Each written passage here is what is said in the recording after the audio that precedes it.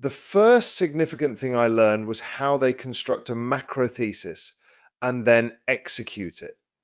I observed all their trades and spoke to the FX guys, the metals guys, and others. They always had a clear view of the broader market dynamics.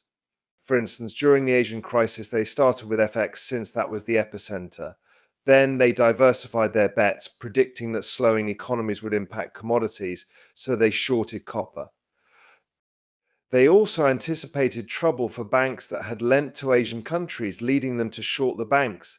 They viewed global macroeconomics as a constantly evolving 3D jigsaw puzzle. What really stood out to me was seeing this play out in real time. I regularly spoke with Paul Tudor Jones, who, despite having a macro framework, was a short term trader. He would trade against his framework, and I got to see how he put on positions and what he was looking for. Remarkably, 99% of his decisions were based on technical analysis. Back in 2013, I bought Bitcoin at $200. It surged to $1,000, but then took a nosedive, dropping 87%. Many panicked during that downturn, but I had a different mindset. I had a long-term horizon. To me, it was like holding on to an option, not a massive position, but significant enough.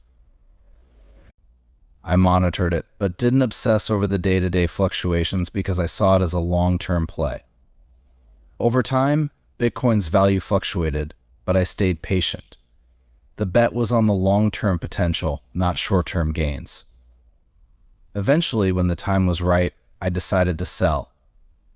This approach taught me valuable lessons about investing in volatile assets like cryptocurrencies.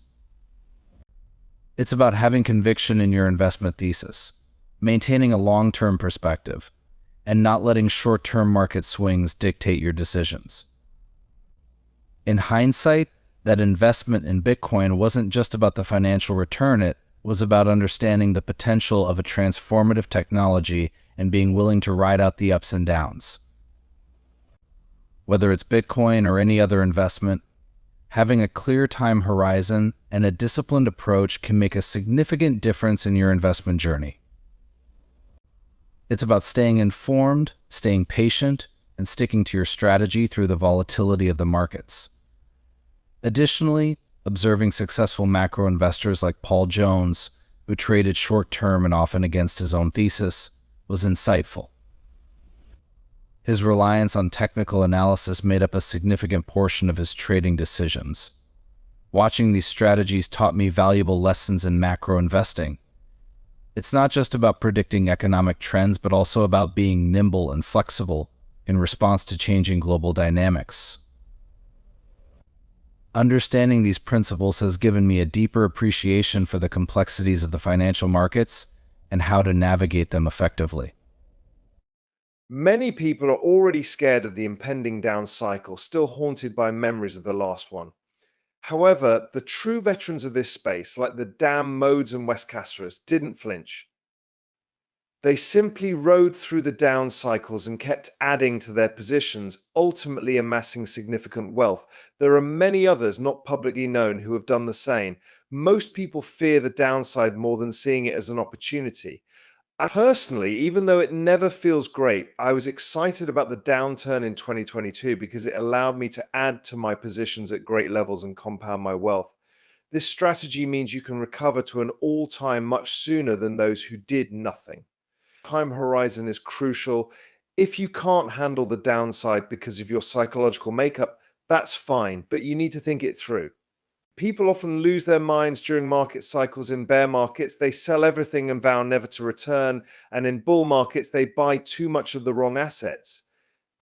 The key to moving from $2.5 trillion to $10 trillion to $100 trillion is to own the highest quality assets and simply hold on to them.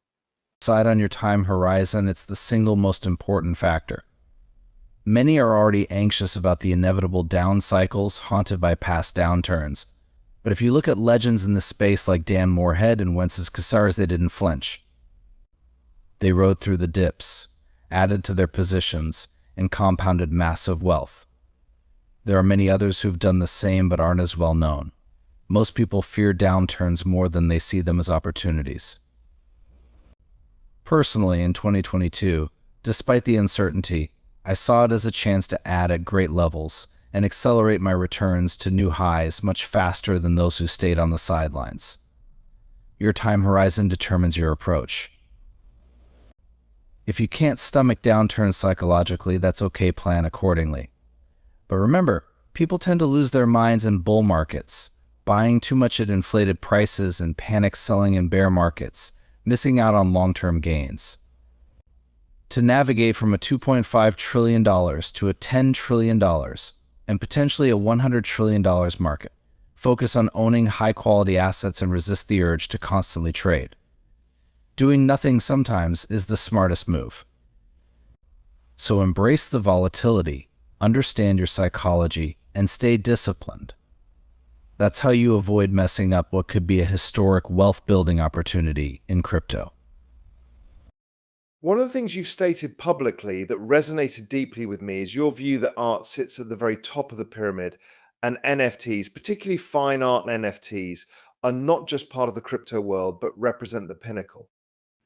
You believe that ultimately wealth flows into the art market much like it does in the traditional world. This is a mind-blowingly bold observation, especially in a world currently captivated by meme coins. You are clearly voting with your capital, as evidenced by your acquisitions, which we'll touch on later. For now, why do you think NFTs are the top of the pyramid? And considering the timeline we've been discussing, what time frame do you recommend for these assets? It's about living in the future. If I'm even vaguely correct that this space could reach $50 trillion or $100 trillion, signifying massive wealth accumulation, let's explore what that world might look like. By around 2030 or perhaps a bit beyond, AI will be building and destroying businesses. We don't yet understand how economies will function when you can have infinite productivity through AI and robots. How will governments fund themselves? How will economies work if they can grow 100% a year? These are the questions in my mind as I think about the future. If I look at crypto, I see a future with a lot of very wealthy individuals making obscene amounts of money in this space. What will they do with that money? Most people in this space will not revert to traditional finance, especially if AI disrupts every business around them. What will the SP 500 mean in an age of AGI? How do you invest in the stock market when its dynamics are fundamentally altered? Typically, people invest in property. Future billionaires from this space, like Mike Novogratz, often buy themselves nice houses and other assets. Dan Moorhead and others follow similar patterns. It's a natural progression for those who make significant wealth in this space. One thing that really resonated with me was your belief that art sits at the very top of the pyramid with NFTs, especially in fine art, representing its pinnacle. In today's landscape, overshadowed by meme coins and speculative frenzy, this perspective stands out boldly, especially as you back it with capital investments. NFTs are seen as the apex because they embody a digital evolution of traditional art, attracting wealth akin to the art market's historical flow. Looking ahead, envisioning this space in a decade with potential valuations reaching $50 trillion or even $100 trillion raises profound questions about the future of economies disrupted by AI and robotics. How governments fund themselves and how markets function in a world reshaped by AI-driven businesses are critical considerations. In the crypto space, where significant wealth is accumulating, the next challenge is how individuals will manage and deploy this wealth. Traditionally, new billionaires invest in tangible assets like real estate, a strategy exemplified by figures such as Mike Novogratz. It's intriguing to observe how Dan Moorhead and others navigate their newfound wealth, often opting for similar paths of investing in substantial assets. The future of wealth and investment strategies in the crypto era presents both exciting opportunities and challenges. It's about anticipating where we're headed and positioning ourselves accordingly.